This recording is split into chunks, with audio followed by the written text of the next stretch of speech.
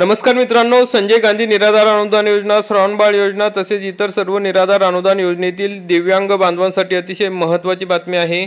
मित्रांनो, मोफत धान्य मिळण्यासाठी आता दिव्यांग बांधवांना अंत्योदय कार्ड मिळणार आहे। तर त्या संदर्भातला महत्त्वाचा अर्ज कसा करायचा, तर नवीन नमुन्यातील अर्ज कसा करावा, या अर्जाविषयी संपूर्ण सविस्तरपणे माहिती आपण आजच्या या व्हिडिओमध्ये बघणार आहोत। तरी मित्रांनो, हा व्हिडिओ शेवटपर्यंत बघा। चॅनलवरती नवीन असाल तर चॅनलला सबस्क्राइब करा, बेल आयकॉनला क्लिक करा। मित्रांनो, आपल्याला पुरवठा विभागामध्ये अशा पद्धतीने अर्ज करावा लागेल। या अर्जाची PDF आपल्याला टेलिग्रामवरती मिळून जाईल किंवा डिस्क्रिप्शनमध्ये दिलेली आहे, त्या ठिकाणून तुम्ही हा अर्ज डाउनलोड करून घेऊ शकता। मित्रांनो, आपण या ठिकाणी बघू शकता की दिव्यांग पिवळी अंत्योदय शिधापत्रिका अर्ज, या बाजूला पासपोर्ट फोटो लागेल। शिधापत्रिका वाटप क्षेत्र म्हणजे तुम्ही कोणत्या क्षेत्रात येतात, तालुका कोणता तुमचं म्हणजे गावाचं नाव, तालुका आणि जिल्हा, दिव्यांग लाभार्थ्याचे नाव, नंतर लिंग, वय, नागरिकत्व, पूर्ण जन्मतारीख आणि तुमचा UDID कार्ड जो असेल तो कार्ड नंबर टाकायचा आहे। इथं पूर्ण निवासी पत्ता टाकायचा आहे तुम्हाला, आणि तुमचे जुना किंवा नवीन ऑनलाईन जे रेशन कार्ड आहे त्याचा नंबर या ठिकाणी टाकायचा आहे। अशा पद्धतीने माहिती भरल्यानंतर समोर अर्जदाराने भरायची माहिती, मग तुम्हाला तुमच्या कुटुंबातील सर्व माहिती त्या ठिकाणी द्यायची आहे।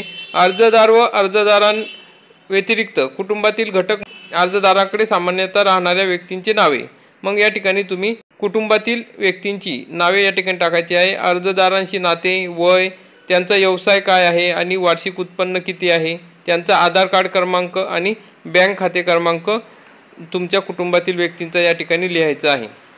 मग जुनी शिधापत्रिका असेल तर त्या ठिकाणी जो जुना शिधापत्रिका क्रमांक या ठिकाणी लिहायचा आहे। तुमचा मोबाईल नंबर लिहायचा आहे। कुटुंबातील सर्व व्यक्तींचे सर्व मार्गाने मिळणारे एकूण उत्पन्न किती रुपये आहे ते त्या ठिकाणी लिहायचं आहे।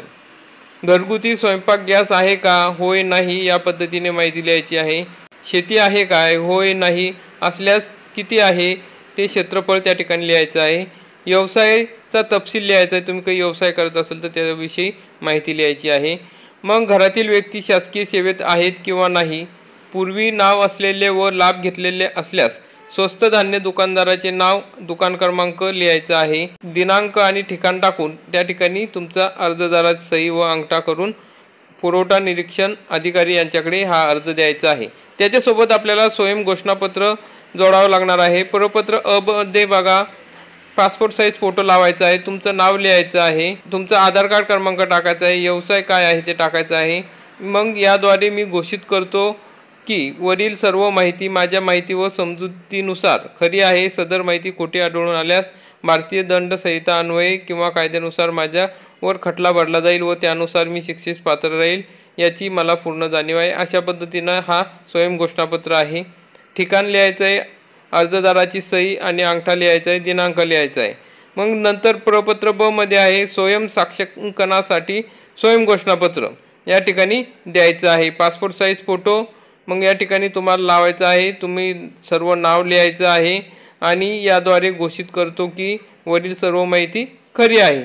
अशा पद्धतीने हे प्रपत्र ब स्वयं साक्षांकनासाठी स्वयं घोषणापत्र द्यायचं आहे, खाली सही करायची आहे, अंगठा द्यायचा आहे।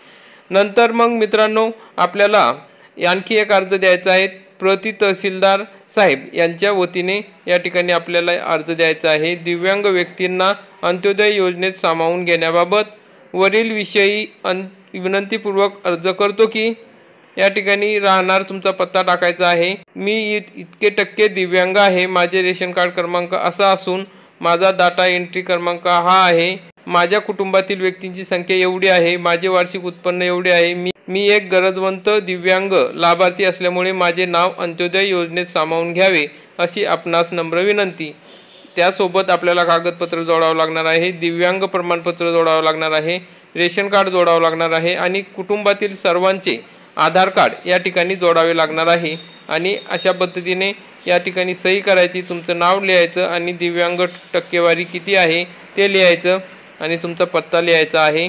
तर अशा पद्धतीने हे अर्ज करून तुम्ही पुरवठा विभागात म्हणजे तहसील कार्यालय पुरवठा विभाग जे ठिकाणी रेशन कार्डचे काम चालते त्या ठिकाणी नेऊन जमा करायचं आहे। मग मित्रांनो, अशा पद्धतीने तुम्ही अर्ज केल्यानंतर तुम्हाला 1 ते 2 महिन्यात अंत्योदय कार्ड योजनेतून लाभ मिळणार आहे। म्हणजे दिव्यांग व्यक्तींना अंत्योदय योजनेचा लाभ मिळवायचा असेल तर अशा पद्धतीने अर्ज तुम्हाला तहसील कार्यालयामध्ये करावा लागणार आहे। तर मित्रांनो, अतिशय महत्त्वपूर्ण अशी बातमी आहे। जर आपले कोणी दिव्यांग बांधव असतील, त्यांना अन्नधान्याचा पुरवठा होत नसेल किंवा मिळत नसेल, तर त्यांनी अशा पद्धतीने हे जे काही अंत्योदय कार्ड आहे ते काढून घेतलं तर त्यांना मोफत अन्नधान्य मिळेल। मग तुमचं दुसरं रेशन कार्ड असेल तरी तुम्ही या ठिकाणी या रेशन कार्डसाठी अर्ज करू शकता।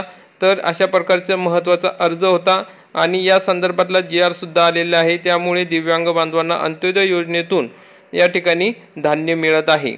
या ठिकाणी जास्त प्रमाणात धान्य दिले जाते आणि एकदम मोफत सुद्धा धान्य या ठिकाणी दिले जाते। अंत्योदय शिधापत्रिका असेल तर तुम्हाला अनेक सोयी सुविधा शासनाच्या माध्यमातून शासनाच्या योजनेतून दिल्या जातात। त्यामुळे अंत्योदय कार्ड म्हणजे अंत्योदय रेशन कार्ड तुम्ही काढून घ्या आणि जास्तीत जास्त दिव्यांगांपर्यंत हा व्हिडिओ शेअर करा, म्हणजे सर्व दिव्यांग बांधवांना या योजनेचा लाभ घेता येईल।